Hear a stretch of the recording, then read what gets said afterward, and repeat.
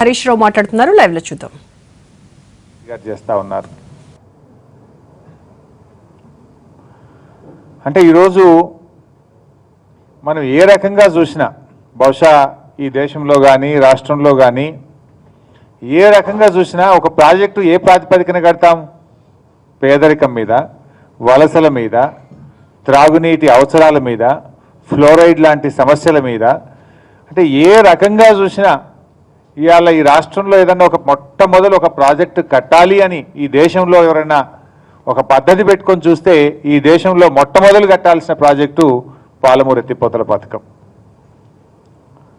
ఇలా అటువంటి ఒక మంచి ప్రాజెక్టును కట్టే ప్రయత్నం చేస్తే ఈ ప్రాజెక్టును ఆపాలని చంద్రబాబు నాయుడు గారు కేంద్ర ప్రభుత్వానికి లేఖలు రాస్తా ఉన్నాడు.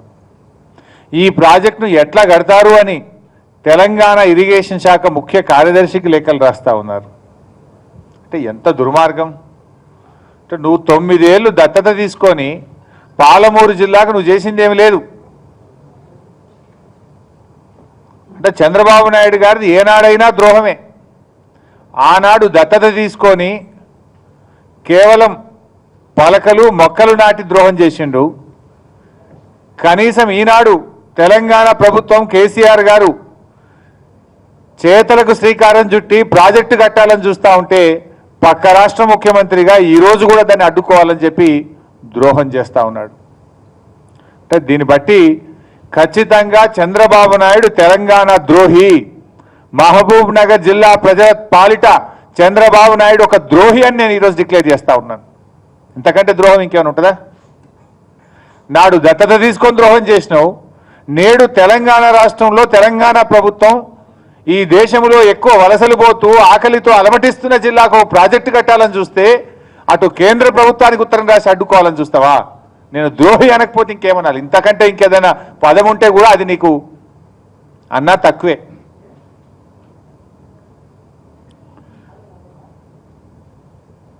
ఈరోజు ఇది కొత్త ప్రాజెక్టు అని చంద్రబాబు నాయుడు గారు మాట్లాడతారు. అసలు ఇది కొత్త ప్రాజెక్టా? ఇవాళ ఆనాడు కిరణ్ కుమార్ రెడ్డి గారు ముఖ్యమంత్రిగా ఉన్నప్పుడు ఆ రోజే జీవో నంబర్ 72 8/8/2013 8/8/2013లో అంటే ఉమ్మడి ఆంధ్రప్రదేశ్ రాష్ట్రంలోనే జీవో ఇచ్చినారు. మరి జీవో ఏంది? ఈ GO జల్లదా?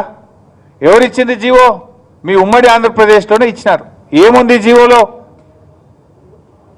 In the references read above, the Chief Engineer Mahbub Nagar has proposed the Palamuru lift irrigation scheme to irrigate an ayacut of 10 lakh acres in Mahbub Nagar, Rangareddy and Nalgonda district. En route drinking water to all the villages in 3 districts by lifting 70 TMC of flood water in 35 days, i.e. 2 TMC per day. ఇవాళ తెలంగాణ ప్రభుత్వం ఏం పెట్టింది? గదే 10 లక్షల ఎకరాలకు మా ముఖ్యమంత్రి కేసీఆర్ గారు శంకుస్థాపన చేశారు. గదే 3 జిల్లాలకు నీళ్లు ఇవ్వాలని ఈనాడు తెలంగాణ ప్రభుత్వం నిర్ణయం తీసుకుంది. మరి ఇది కొత్త ప్రాజెక్టు అని చంద్రబాబు నాయుడు మాట్లాడడం ఒక పచ్చి అబద్ధం, ఒక దగ, ఒక మోసం. తనను తాను ఆత్మ వంచుకోవడంతో కేంద్ర ప్రభుత్వానికి కూడా తప్పుడు సమాచారాన్ని ఇస్తున్నాడు చంద్రబాబు నాయుడు గారు. ఇలా పాలమూరు ప్రజల నోట్లో మట్టి కొట్టడానికి ప్రయత్నం చేస్తా ఉన్నాడు చంద్రబాబు నాయుడు గారు.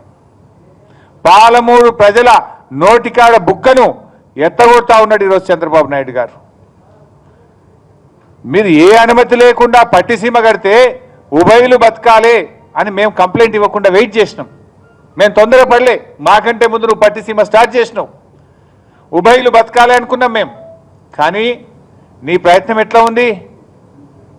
3వ పంట కోసం పట్టిసీమ నువ్వు మాత్రం అక్రమంగా అన్యాయంగా మీరు కట్టుకోవచ్చు. కానీ ఒక్క పంటకు నీళ్లు లేక ఆకలితో అలమటించే పాలమూరు జిల్లా ప్రజల కోసం ఆనాడు మీరు జీవో ఇచ్చిన ప్రాజెక్టు మేము కడతామంటే దాన్ని కూడా అడ్డుకుంటావా? అసలు మనిషేనా? మనసున్న వాళ్ళు చేసే పనేనా? 1% నీకు మానవత్వం ఉన్నదా? అసలు మానవత్వం ఉన్న వాళ్ళు చేసే పనేనా? పాలమూరు ప్రజల నోటికాడ బుక్కను ఎత్తగొట్టే వాళ్ళు కూడా మనుషులేనా? అసలు ఇంత నీచంగా ఇంత ఘోరంగా ఆలోచించేటువంటి మనుషులు ఉంటారు ఎవరైనా అసలు భూమి మీద? అంటే ఇంత మరుగుజ్జు మనస్తత్వం, ఒక నికృష్టమైనటువంటి పాపిష్టి గుణం, ఇంకా ఏమనాలో నాకైతే పదాలు రావట్లే. ఇంత దుర్మార్గంగా ఆలోచిస్తారా అసలు?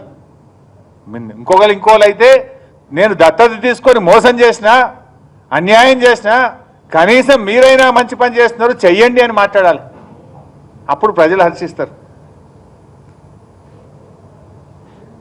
మాట్లాడితే తెలుగు జాతి రెండు కళ్ళ సిద్ధాంతం అని మాట్లాడతావు, కానీ చేతులకు వస్తే మాత్రం పూర్తిగా రివర్స్ గేర్. చేతులకు వచ్చేవారికి మాటలకేమో రెండు కళ్ళు, చేతులకు వస్తే రివర్స్ గేర్. ఇవాళ ఏ రకంగా అడ్డుకుంటావు? నిజంగా నీ రెండు కళ్ళ సిద్ధాంతమే నిజమైతే పాలమూరు ప్రజలకు నీళ్లు రావడం నీకు ఇష్టం లేదా? పాలమూరు ప్రాజెక్టును ఆపమని కేంద్ర ప్రభుత్వానికి నువ్వు ఎట్లా లేఖ రాసినావు అని నేను అడుగుతా ఉన్నా. ఎందుకంటున్నా అంటే ప్రపంచంలో మనం చూస్తాం కదా, ఆఫ్రికా దేశాల్లో ఆకలి ఉందంటే అన్ని దేశాలు తలా ఓ చెయ్యేసి అన్నం పెట్టే ప్రయత్నం చేస్తాం, సోమాలియా ఇంటి దేశాల కోసం. మొన్నెందుకు నేపాల్లో భూకంపం వస్తే మన దేశం, శ్రీలంక, అన్ని దేశాలు చేతనైనంత ఆ భూకంప బాధితులకు నేపాల్ వాళ్ళకి సాయం చేసే ప్రయత్నం చేసినాం. అంతెందుకు, వైజాగ్లో మన తుఫాన్ వస్తే మనం తెలంగాణ ప్రభుత్వం కూడా ట్రాన్స్ఫార్మర్లు పంపినాం, కరెంటు పోలు పంపినాం, ఏదో చేతనైన సాయం చేసినాం. నీ రాష్ట్రంలో కూడా అన్యాయం జరిగితే సాయం చేసినాం. అసలు నీదేం మనస్తత్వం? ఎట్లా ఆలోచిస్తారు? అసలు మన భారతదేశంలోనే అసలు ఎక్కడన్నా ఒక ఫ్లోరైడ్ బాధితుల కోసం ఒక ప్రాజెక్టు కడుతున్నారు అంటే అది వాళ్ళ తెలంగాణ ప్రభుత్వం కడతా ఉంది. కానీ దాన్ని కూడా అడ్డుకునేటువంటి ప్రయత్నం చేస్తూ ఉన్నారు ఈరోజు మీరు. ఇవాళ మీరు రెండు కళ్ళ సిద్ధాంతం, హైదరాబాద్లో ఉంటాం, 10 ఏళ్ళు మాకు ఇక్కడ ఉంది, ఇక్కడ ఉమ్మడి పరిపాలన పెట్టాలి, గవర్నర్ చేతిలో పెట్టాలి, సెక్షన్ 8 అమలు చేయాలి, నేను హైదరాబాద్లోనే ఉంటా అంటావు. ఉండు, ఎవరు వద్దంటలేరు, ఉండడానికి మాకేం అభ్యంతరం లేదు. సంతోషంగా ముఖ్యమంత్రి గారు ఎప్పుడో చెప్పిండు, మీరుంటే మీరే మాకు ట్యాక్స్ కడతారు, మాకేం బాధ లేదు, ఉండండి అని చెప్పినారు కేసీఆర్ గారు. ఇవాళ చెప్పలే, ముఖ్యమంత్రిగా ప్రమాణ స్వీకారం చేయకముందు చెప్పిండ్రు, చేసినాక చెప్పిండ్రు, ఇప్పుడు కూడా చెప్తాం, మాకేం ఇబ్బంది లేదు. కానీ ఇవాళ హైదరాబాద్ నగరము మా హెచ్ఎండిఏ అనేది కృష్ణా బేసిన్లో ఉంటుంది. జాతీయ అంతర్జాతీయ జల విధానం ఏం చెప్తుంది? ఏ నదిలోకైనా ఉన్నటువంటి నీరును ముందు ఆ నదీ బేసిన్ యొక్క ప్రజల త్రాగునీటి కోసం ఫస్ట్ ప్రియారిటీ ఇవ్వాలనేది జాతీయ అంతర్జాతీయ జల విధానం. కానీ నీ విధానం ఏంది? హైదరాబాద్లో ఉన్న ప్రజలకు తాగునీళ్లు కూడా ఇవ్వడం నీకు ఇష్టం లేదు. ఇవాళ తెలంగాణ ప్రభుత్వం తలబెట్టిన పాలమూరు ఎత్తిపోతల పథకం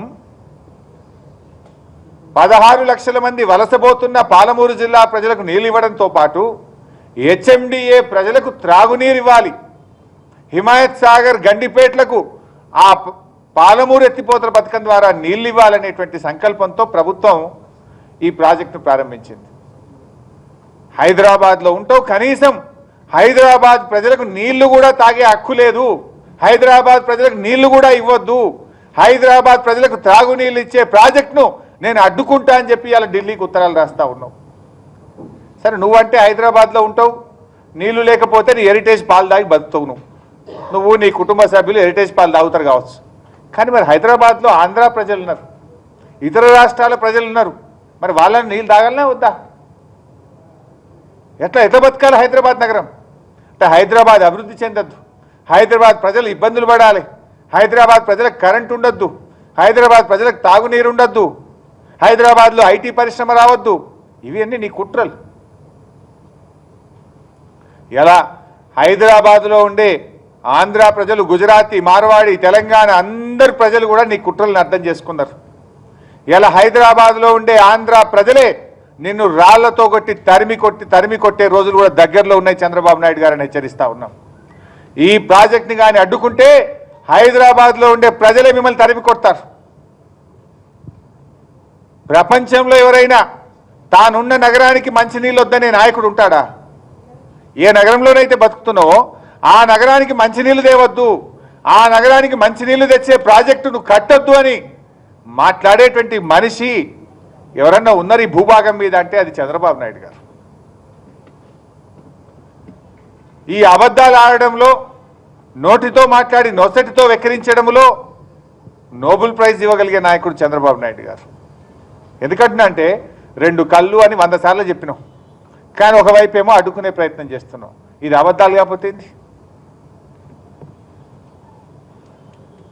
అసలు మహబూబ్ నగర్ జిల్లా ఆంధ్రప్రదేశ్లో కలిసి ఉండకపోతే ఒక అద్భుతమైనటువంటి జిల్లా. ఆంధ్రప్రదేశ్లో కలిసిన పాపానికి అందరికంటే ఎక్కువ నష్టపోయిన జిల్లా మహబూబ్ నగర్ జిల్లా. 1956 ఆనాడు హైదరాబాద్ రాష్ట్రంగా ఉంటే అప్పర్ కృష్ణ, భీమా, తుంగభద్ర ఎడమ కాలువల ద్వారా అప్పటికే ప్రతిపాదించబడినటువంటి ఈ ప్రాజెక్టుల ద్వారా 7